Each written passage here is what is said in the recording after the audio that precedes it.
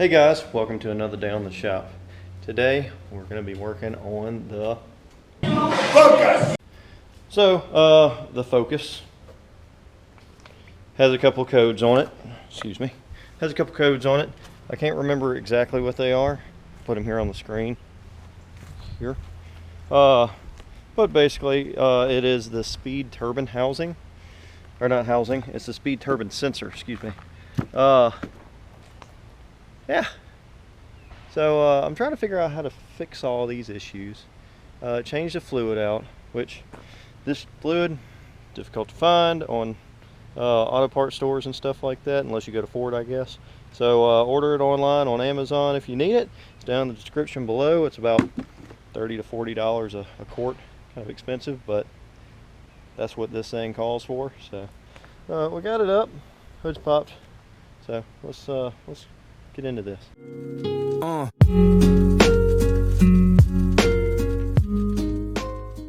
Alright, so main issue with the Ford Focus and Fiesta is the battery cable. The grounds from here that make the computers work for there, yeah, they don't all have a good little dealio. So what we're going to do is we're going to pull these off, make sure the paint is chipped off enough around where that is, put some dielectric grease on it here and possibly right there, which looks like that's already been sanded down. This one probably needs to be sanded down and put back in with dielectric grease, making sure that this thing grounds good with the transmission and other computers. Next, we're going to be looking at some sensors. As you see, here's one down here, there's one all the way back there, and then there's two more. So we're gonna look at those and see if we can do anything with that. We're also going to change the fluid, like I said. I've already flushed the fluid, but it wasn't with the dual clutch from Motorcraft, so it's not working 100% like it should. I think it calls for Dexmerc or something like that, 5 or 6. Don't use that. It cleaned it out good because there was some nasty fluid that came out, but yeah, we're gonna take care of that. Another thing I'm possibly gonna do is the little motors right there. We'll probably pop those out and clean the housing on the interior of the transmission with some brake cleaner and some WD-40. We'll get it nice and lubed up so that when the transmission shifts, it doesn't shudder and everything else. So I'm hoping that we can knock all that out and this thing runs a whole lot better, and it also clears up that code, because that's my main thing, is it having that fault code on it. I don't want it to go into limp mode while I'm driving 40 miles away. So it's hot. So let's jump in.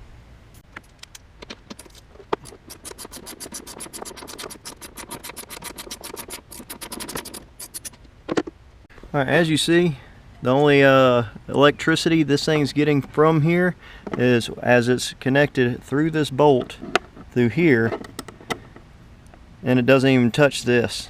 It doesn't have any touching of the ground to the actual car. It has to touch this bolt, which goes through the threads to that nut back there, which is spot welded on here. So we're going to sand this whole entire piece down right here so this has full contact with the metal of the car. That's what we're going to do first. So let's do that.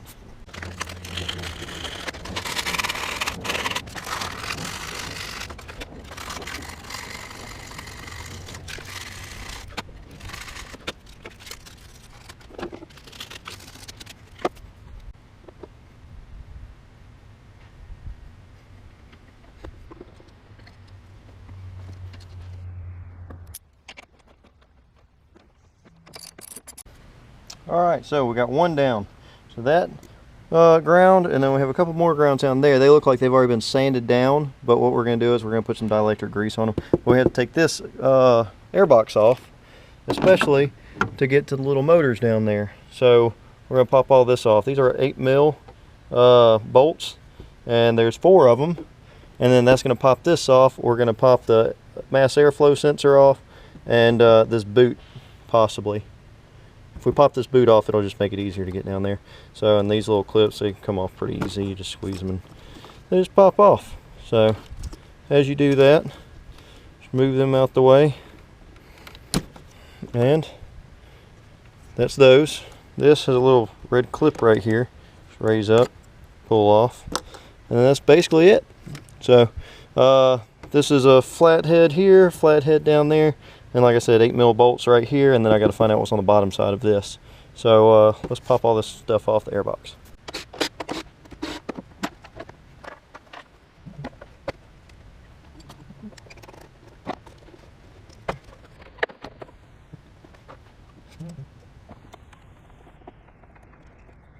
Pretty simple. I'm missing some foam right here now. I don't know what to deal with that. Little rubber piece that comes off, it just bolts it or snugs it down and snugs down to the airbox itself, and there's little plungers that hold the airbox on like this. I got to put that one back on, but these two push in. So now we've gotten to the point where we can get down here. It's just going to be complicated to get in here with all this other stuff. We're going to pop this off, and I'll show you how to do this and everything else.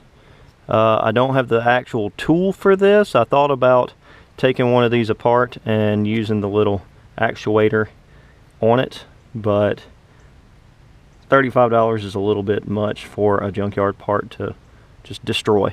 So I'm not going to do that right now, unless I find out that they don't work, and then I'll take it apart and go from there. But yeah, let's pop these off, and then I'm just going to run through and do that.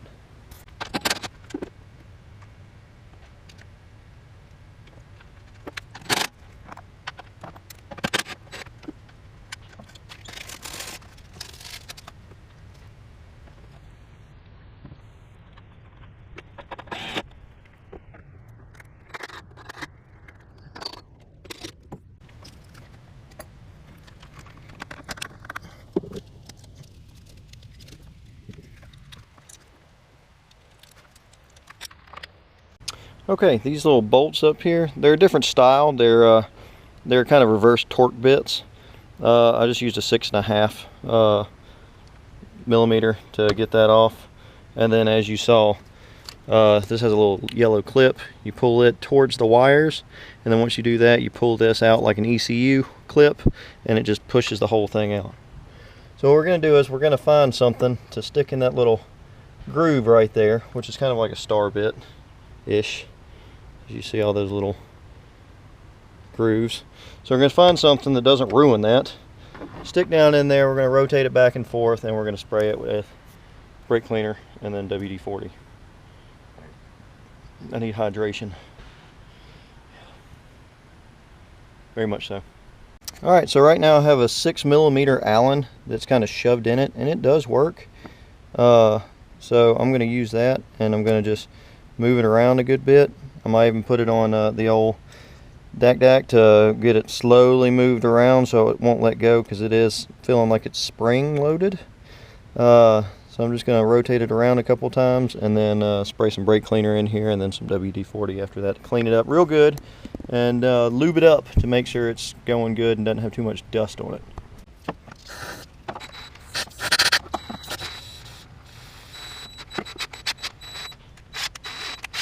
Alright, so with the brake fluid sprayed in there, I'm going to let it dry out a little bit, because I don't want it to just go ahead and eat away the WD-40, and just I want it to kind of evaporate, and then I'll do it again with WD-40 and just clean it all out. So this is the top one, the bottom one's down there. When we go down there, we'll do that one, and we'll change the oil, and then we'll start looking at replacing some of these sensors to make it a little bit easier to do all this. Got these on little wedge stands, what you want to call them, drive-on jacks. So we're doing it with that, and we can reach everything. It is a pain in the butt, but we can reach everything. So you don't have to take a tire off. It kind of makes it a little bit easier if you take a tire off, but I'm being lazy. So let's give this a minute. I'm going to go hydrate a little bit, come back, and we're going to finish this top one and put it back on, and then go downstairs to the bottom and do all that. We're going to leave all this off until we get down to messing with, I think it's that speed sensor right there that I have to take off. I don't know. So I'm going to pull that one off and see if that one's the one I need. If it is, then I'll probably check it with resistance. I'm not sure what it is. I'll have to look it back up. But I have another sensor to go in there. So that's what we're going to do. Alright, so we're back. We're going to use some, if you can see that, WD-40 and rotate this whole thing again. So plug this in here and let's go to town.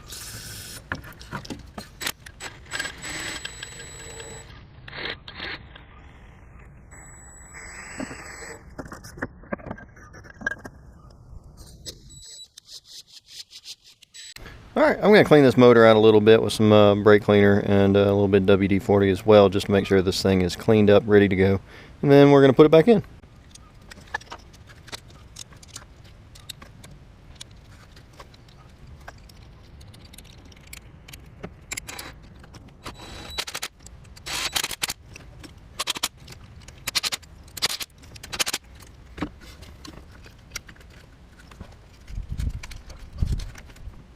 Alright, right up under the driver's side is, well, normally you have a panel right here, but missing that panel.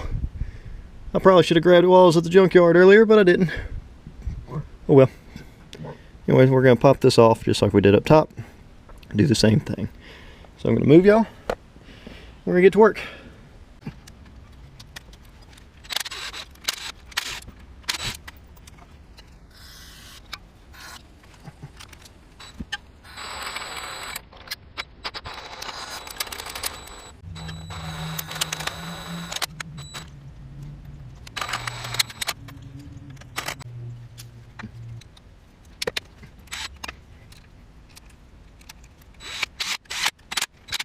Alright, now we're to the changing oil part. We have the bottom plug right here. And then, that's the drain plug. Then we have the fill plug right behind the driver's side axle. It's complicated to get here, but you can. Like I said, with the wheel on. And that's what we're doing. So we're going to take that one off first, the fill plug. Because if we can't get that one off, there's no point to drain it, because then you have a car that you can't get the fill plug off to fill it, and you have no fluid to do anything with. So it's always best to open the fill plug up first, and then come back down to the drain plug. So that's what we're going to do.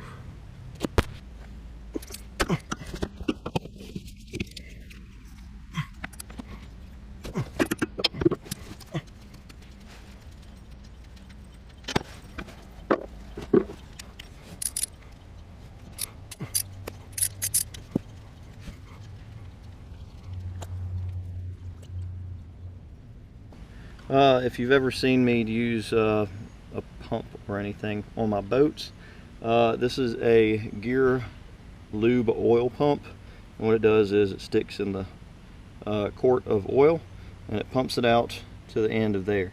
This is actually made for a boat motor, but we are using it to pump the transmission fluid into the engine, or the transmission, from below. So it makes it a whole lot easier. You don't have to try and finagle a funnel or anything else in there. You actually can pump it up, and when it runs over, you stop pumping and you don't have a whole lot of mess. So I'll put one for automotive use in the description below. So check out all the links in the description for different things. If you have any questions or want to know anything or purchase any of these, then thanks. Let's get to it.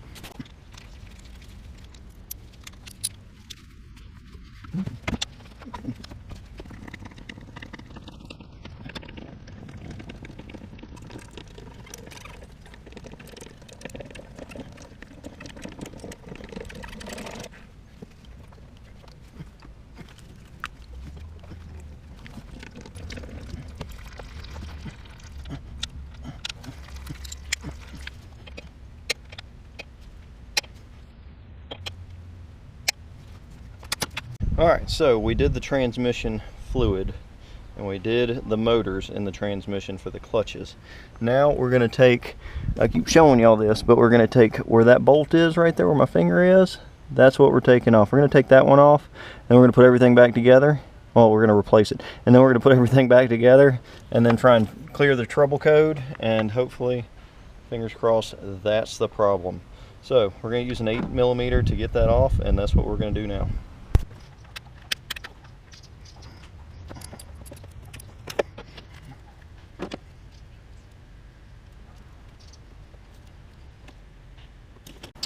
Alright, so I'm not sure if this is the problem, or if it is the harness, or if it's something I can't even figure out. So we're replacing this with a used one from the junkyard, hoping it will fix this. If it doesn't, I'll buy a new one, or we'll swap the other ones, because I got 3 of them, and there's 3 plugs. I think there's 3. So this is one. We're going to swap this one out and see if this is the problem. If it's not, we'll move on to the next one. So let's swap this. Alright, whenever you're taking this out, make sure you don't lose this little spacer.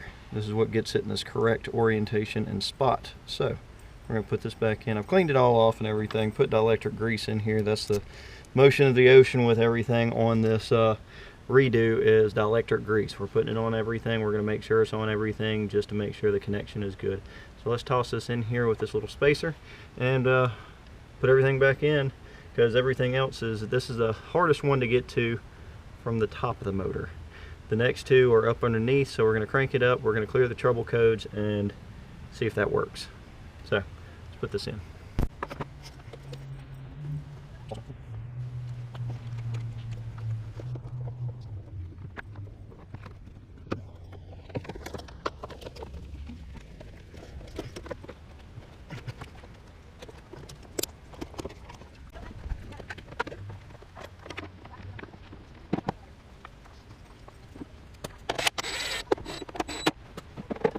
Alright, so now we've done that, all that work. Now I'm gonna clear the trouble codes. Fingers crossed, it works. So let's hope that this thing goes well, so I don't have to change another sensor out, or I have to change another sensor out. Alright, let's find out.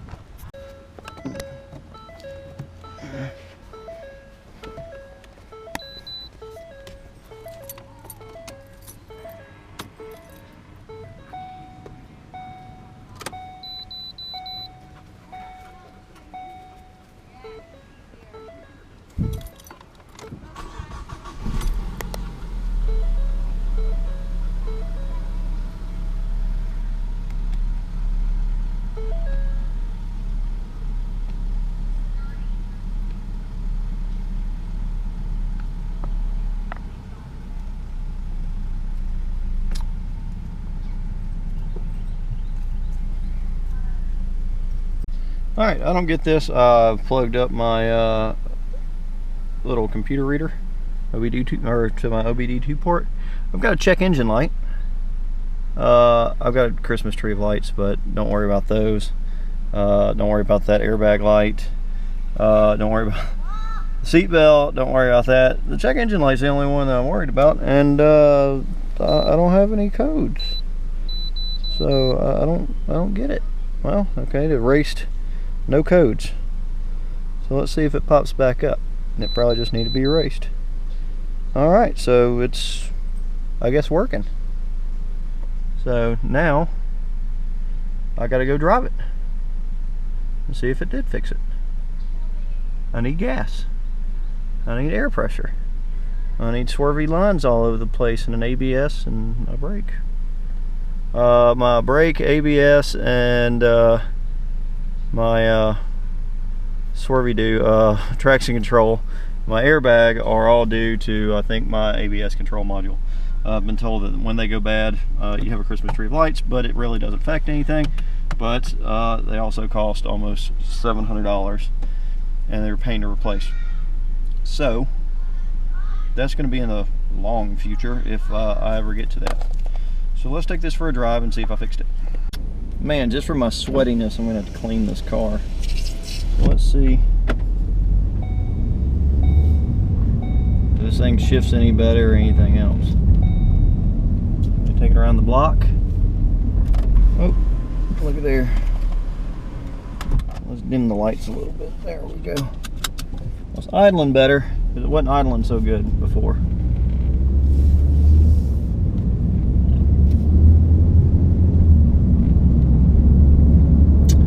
Well, it's driving good so far.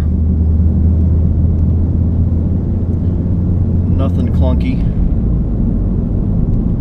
No lights. Minus, I do need to put air in my tire. No extra lights, I should say. So, there's my buddy.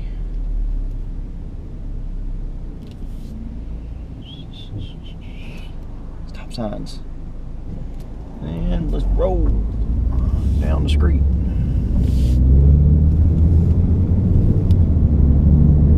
Shifting good. No lights. I think we fixed it. All right. All it was that top sensor. I don't even know what number that top sensor is. I'll have to look at the sensor itself and find it for y'all. So if I do find it, it'll be in the link in the description below.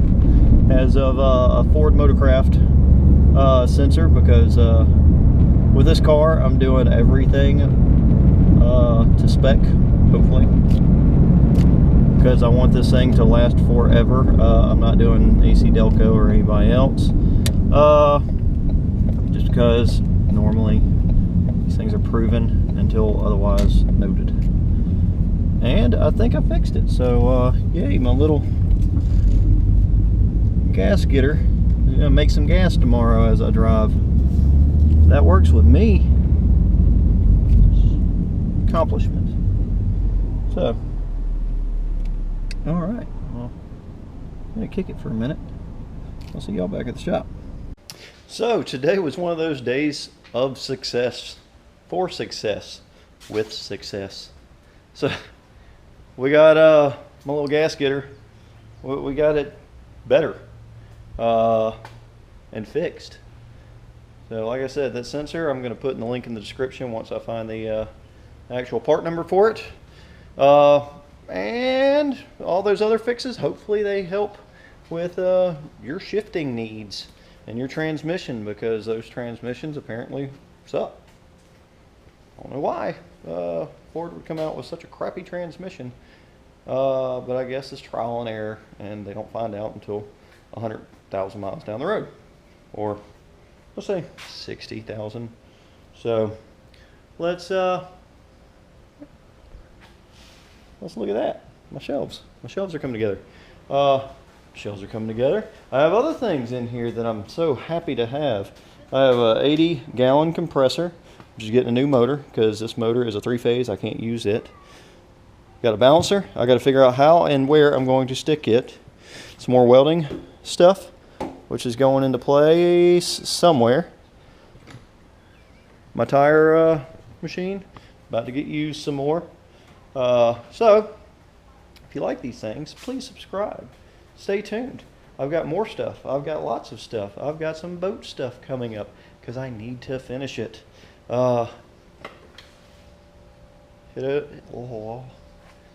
up Instagram and find out what giveaways we have going on right now. There is always a chance to win. No purchase necessary. Just subscribe and go over to Instagram. That's all. Pretty simple. So, till next time.